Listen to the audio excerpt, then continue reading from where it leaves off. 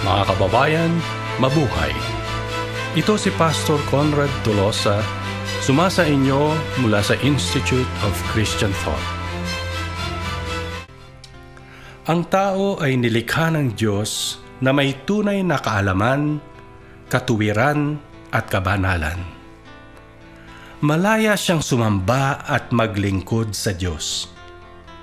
Nauunawaan niya ang kanyang layunin na gumawa ng isang kabihasnan na magbibigay puri sa Diyos. Subalit, siya ay nahulog sa kasalanan at dumanas ng kamatayan. Ang tanong ay ito: ano ang ibig sabihin ng tunay na kaalaman, katuwiran at kabanalan? At ano ang ibig sabihin ng kamatayan? Bago siya magpahayag, madalas binabanggit ni Kristo na ang sasabihin niya ay totoo. Sa Juan 14:6, sinabi niya na siya ang katotohanan. Si Kristo ay may tunay na kaalaman. Ang lahat ng kanyang nalalaman ay katotohanan. Sinabi ni Apostol Pedro na si Kristo ay ang kordero ng Diyos na walang bahid o depekto. Siya ay hindi nagkasala at ang kanyang bibig ay walang taglay na panlilinlang. Si Kristo ay may tunay na katuwiran, wala siyang kasalanan.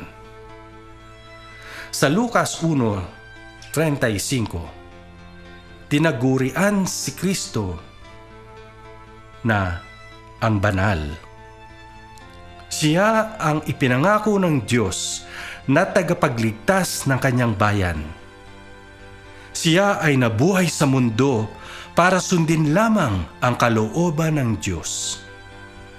Si Kristo ay may tunay na kabanalan. Ang kanyang buhay ay binukod tanging kasangkapan para sa katuparan ng layunin ng Diyos. Nang likhain ang tao, siya ay may tunay na kaalaman. Ang lahat ng kanyang nalalaman tungkol sa Diyos at sangnilikha ay pawang totoo. Siya ay may tunay na katuwiran. Wala siyang kasalanan. At siya ay may tunay na kabanalan. Siya ay binukod tangi ng Diyos para sa layunin ng Diyos.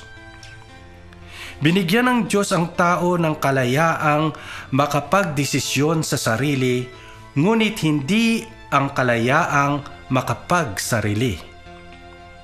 Ang tao ay hindi maaaring maging batas para sa kanyang sarili. Nang suwayin niya ang utos ng Diyos, siya ay nararapat na husgahan ng kamatayan. May dalawang uri ng kamatayan.